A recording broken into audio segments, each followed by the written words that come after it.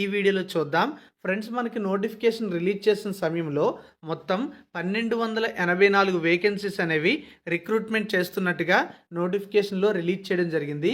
భర్తీ చేస్తున్నటువంటి ఖాళీలలో director of public health and family welfare లేదా డైరెక్టర్ ఆఫ్ మెడికల్ ఎడ్యుకేషన్లో 1088 వేకెన్సీస్ అయితే చెప్పారు. అలాగే ఈ ఉద్యోగాలకు సెలెక్ట్ అయితే 32,810 నుంచి 96,890 వరకు కూడా పే స్కేల్ అయితే ఉంటుంది. తెలంగాణ వైద్య విధాన పరిషత్తులో 183 ల్యాబ్ టెక్నీషియన్ పోస్టులు భర్తీ చేస్తున్నట్టుగా చెప్పారు. వీటికి కూడా సేమ్ పే స్కేల్ అయితే ఉంటుంది. అలాగే MNJ institute of oncology and regional cancer సెంటర్లో 13 పోస్టులు భర్తీ చేస్తున్నట్టుగా చెప్పారు. వీటికి 31,040 నుంచి 92,050 మధ్య పే స్కేల్ అయితే ఉంటుంది. టోటల్గా 1284 పోస్టులు ఉన్నట్టుగా చెప్పడం అయితే జరిగింది. అయితే ఆ తర్వాత మనకి బ్రేకప్ వేకెన్సీస్ లిస్ట్ అనేది రిలీజ్ చేయడం జరిగింది. ఆ డీటెయిల్స్ కూడా చూద్దాం. అంతకంటే ముందుగా అసలు సెలక్షన్ ప్రాసెస్కి సంబంధించి ముఖ్యమైన ఇన్ఫర్మేషన్ అయితే తెలుసుకోవాలి. అంటే భర్తీ చేస్తున్నటువంటి పోస్టుల్లో లోకల్ రిజర్వేషన్ ఎంత ఉంటుంది అనేది తెలుసుకోవాల్సి ఉంటుంది. దీనిపై చాలామందికి క్లారిటీ ఉంటుంది, కొంతమందికి మాత్రము పూర్తిగా తెలిసి ఉండకపోవచ్చు. కాబట్టి ఇప్పుడు మీకు క్లారిటీ ఇస్తాను. ప్రస్తుతం భర్తీ చేస్తున్నటువంటి పోస్టుల్లో ఎక్కువ పోస్టులు అనేవి చూసుకున్నట్లయితే జోనల్ పోస్టులే ఉన్నాయి. అంటే these posts are classified into zonal post and local reservation is applicable అని చెప్పి క్లియర్గా నోటిఫికేషన్లో రిజర్వేషన్ టు లోకల్ క్యాండిడేట్స్ అని చెప్పి 16వ పాయింట్లో మెన్షన్ చేయడం జరిగింది. ఈ లోకల్ రిజర్వేషన్ అనేది 2018 ఆగస్టు 30వ తేదీన గవర్నమెంట్ నుంచి ఒక జీవో అయితే రిలీజ్ చేయడం జరిగింది. ఇది ప్రెసిడెన్షియల్ ఆర్డర్స్కి సంబంధించి. ఇందులో లోకల్ రిజర్వేషన్ 95% అనేది అప్లికబుల్ అవుతుంది అని చెప్పారు. అంటే ఇవి జోనల్ పోస్టులు, అలాగే 95% అనేది లోకల్ రిజర్వేషన్ అయితే అప్లికబుల్ అవుతుంది.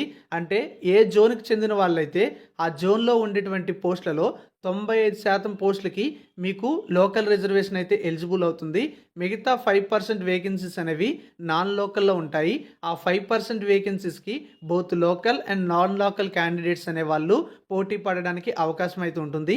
అదర్ స్టేట్ వాళ్ళు ఎవరైనా ఉన్నట్లయితే అన్ని జోన్లలో ఉండేటువంటి నాన్ లోకల్ పోస్టులకి మాత్రమే ఎలిజిబిలిటీ ఉంటుంది. అంటే 5% వేకెన్సీస్కి మాత్రమే ఎలిజిబిలిటీ అయితే ఉంటుంది. తెలంగాణ స్టేట్ వారైనప్పటికీ కూడా తమ జోన్ కాకుండా వేరే జోన్ వాళ్ళు అయినట్లయితే వేరే జోన్లో ఉన్నటువంటి పోస్టులకి నాన్ లోకల్లో మాత్రమే ఎలిజిబుల్ అయితే అవుతారు. దీనిపై మీకు ఒక క్లారిటీ వచ్చిందని నేనైతే అనుకుంటున్నాను. ఇప్పుడు ఏ జిల్లా వాళ్ళు ఏ జోన్ పరిధిలోకి వస్తారని చూడండి. జోన్ 1లో ఆసిఫాబాద్, కొమరంభీం, మంచిర్యాల్, పెద్దపల్లి, జయశంకర్, భూపాలపల్లి, ములుగు జిల్లాలు అయితే వస్తాయి. జోన్ 2లో ఆదిలాబాద్, నిర్మల్, నిజామాబాద్, జగిత్యాల జిల్లాలు అయితే వస్తాయి. జోన్ 3లో కరీంనగర్, సిరిసిల్ల, రాజన్న, సిద్దిపేట్, మెదక్, కామారెడ్డి జిల్లాలు వస్తాయి. జోన్ 4లోకి కొత్తగూడెం, భద్రాద్రి, ఖమ్మం, మహబూబాబాద్, హన్మకొండ, వరంగల్ అర్బన్, వరంగల్ రూరల్ అనేటువంటి డిస్ట్రిక్ట్స్ రావడం జరుగుతుంది. అలాగే జోన్ 5లో సూర్యాపేట్, నల్గొండ, భువనగిరి, యాద్గిరి, జనగాం జిల్లాలు అయితే వస్తాయి. జోన్ 6లో మెడ్చల్, మల్కాజ్గిరి, హైదరాబాద్, రంగారెడ్డి, సంగారెడ్డి మరియు వికారాబాద్ జిల్లాలు వస్తాయి. జోన్ 7 పరిధిలోకి మహబూబ్ నగర్, నారాయణపేట్, జోగులాంబ గద్వాల్, వనపర్తి, నాగర్ కర్నూలు జిల్లాలు అనేవి రావడం జరుగుతుంది. సో మీకు ఇప్పుడు మీరు ఏ జిల్లా ఏ జోన్ అనేది ఒక క్లారిటీ అనేది వచ్చే ఉంటుంది. ఇక మరికొంత ఇన్ఫర్మేషన్ అయితే చూద్దాం. మొత్తం అన్ని జోన్లలో కలుపుకొని 1284 వేకెన్సీస్ ఉన్నాయి కదా. మరి హెచ్ఓడీలు వారీగా ఉన్నటువంటి బ్రేకప్ వేకెన్సీస్ అయితే చెప్తాను.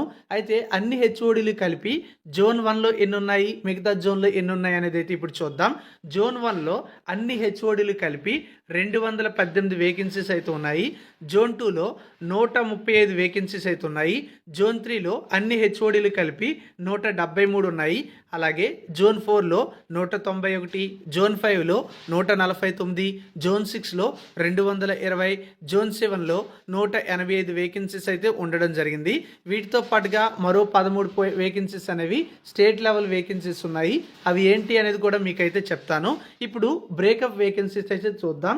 మనకి దీనికి సంబంధించినటువంటి లిస్ట్ అనేది నోటిఫికేషన్ రిలీజ్ చేసిన తర్వాత అప్లికేషన్ ప్రాసెస్ అనేది అయిపోయిన తర్వాత అక్టోబర్ 7వ తేదీన బ్రేకప్ వేకెన్సీస్ లిస్ట్ అనేది medical health services recruitment board release చేయడం జరిగింది.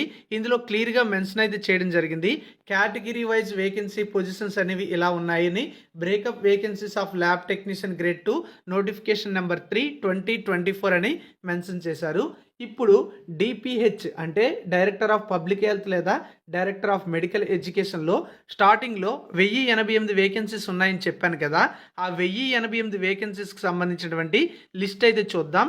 జోన్ 1లో చూసుకున్నట్లయితే ఈ డిఎంఈ లేదా డిపిహెచ్లో ఉన్నటువంటి పోస్టులు 187 వేకెన్సీస్ అయితే ఉన్నాయి.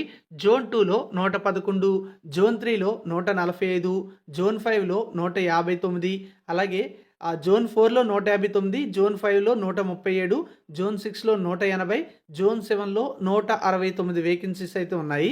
అలాగే ఇక్కడ మనం చూసుకున్నట్లయితే అన్ని జోన్లలో కలిపి ఓసీలో ఈ డిపార్ట్మెంట్ లేదా ఈహెచ్ఓడిలో 337 పోస్టులు ఉన్నాయి. ఈడబ్ల్యూఎస్లో 109 ఉన్నాయి. అలాగే బీసీఏలో 81, బీసీబీలో 100, బీసీసీలో 13, బీసీడీలో 71, బీసీఈలో 42, ఎస్సీ 61, ఎస్టీ 110, స్పోర్ట్స్లో 18, హెచ్హెచ్ మరియు ఓహెచ్లో కూడా పోస్టులు అయితే ఉన్నాయి. హెచ్హెచ్లో చూస్తే 21, ఓహెచ్లో చూస్తే 25 ఉన్నాయి. ఇవి persons with bench mark disability candidates ఉంటారు కదా, వాళ్ళకి సంబంధించినవి అనమాట. హీరింగ్ హ్యాండిక్యాప్డ్ అలాగే ఆర్థోపెడికల్లీ హ్యాండిక్యాప్డ్ కేటగిరీలో ఉన్నటువంటి వేకెన్సీస్ లిస్ట్ ఇది. అలాగే తెలంగాణ వైద్య విధాన పరిషత్తులో 183 వేకెన్సీస్ ఉన్నాయని చెప్పాను కదా. అందులో జోన్ల వారీగా ఖాళీలు చూస్తే జోన్ 1లో 31, జోన్ 2లో 24, జోన్ 3లో 28, జోన్ 4లో 32, జోన్ 5లో 12, జోన్ 6లో 40 మరియు జోన్ 7లో చూసుకుంటే 16 వేకెన్సీస్ అయితే ఉన్నాయి.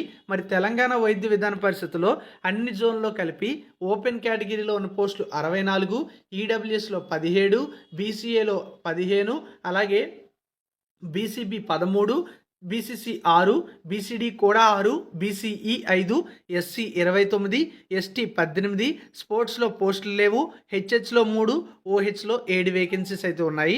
ఇవి టోటల్గా చూసుకుంటే 183 వేకెన్సీస్ అనేవి టీవీవీపీలో ఉన్నాయి. ఇక MNJ institute of oncology and regional cancer సెంటర్లో చూసుకుంటే టోటల్గా 13 వేకెన్సీస్ అయితే ఉన్నాయి. ఇందులో చూసుకుంటే టోటల్గా ఉన్నటువంటి పోస్టుల్లో ఓపెన్ కేటగిరీలో 6 పోస్టులు అయితే ఉండడం జరిగింది. బీసీఏలో 1 పోస్ట్ ఉంది, ఈడబ్ల్యూఎస్లో 1 ఉంది, బీసీబీలో 1 ఉంది, బీసీసీలో లేవు, బీసీడీలో కూడా లేవు, బీసీఈలో కూడా లేవు, ఎస్సీలో 2 ఉన్నాయి, ఎస్టీలో 1 ఉందన్నమాట. స్పోర్ట్స్లో హెచ్హెచ్లో కూడా లేవు, కానీ ఓహెచ్లో 1 పోస్ట్ అయితే ఉంది. ఇవి టోటల్గా 13 పోస్టులు. ఇవి ఎందుకు జోనల్ వైజ్గా లేవు అనేది మీకు డౌట్ వచ్చి ఉండొచ్చు. ఇవి స్టేట్ లెవెల్ పోస్టులు. అంటే వీటన్నింటికి ఈ 13 పోస్టులకి కూడా అన్ని జోన్ల వారికి కూడా లోకల్ రిజర్వేషన్ అయితే వర్తిస్తుంది. 95% లోకల్ రిజర్వేషన్ అయితే ఈ 13 పోస్టుల్లో ఉంటుంది. మిగతా పోస్టులకు నాన్ లోకల్ రిజర్వేషన్ అయితే ఉంటుంది.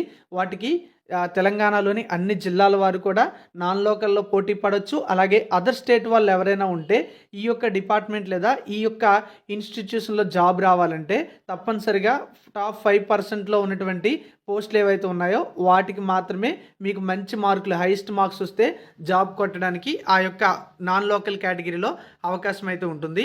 ఇదే ఇన్ఫర్మేషన్ అయితే మనకి ఇచ్చారు. స్టేట్ లెవెల్ ఇన్స్టిట్యూషన్ అని ఇక్కడ మనకి చూసుకున్నట్లయితే ప్రెసిడెన్షియల్ ఆర్డర్ పరిధిలోకి ఇది రాదు అని కూడా ఇవ్వడం జరిగింది. నెక్స్ట్ మరి కొంత ఇన్ఫర్మేషన్ అయితే చూద్దాం. చాలామందికి ఈ సెలక్షన్ ప్రాసెస్ యొక్క స్టెప్ బై స్టెప్ ప్రాసెస్ అయితే తెలియదు.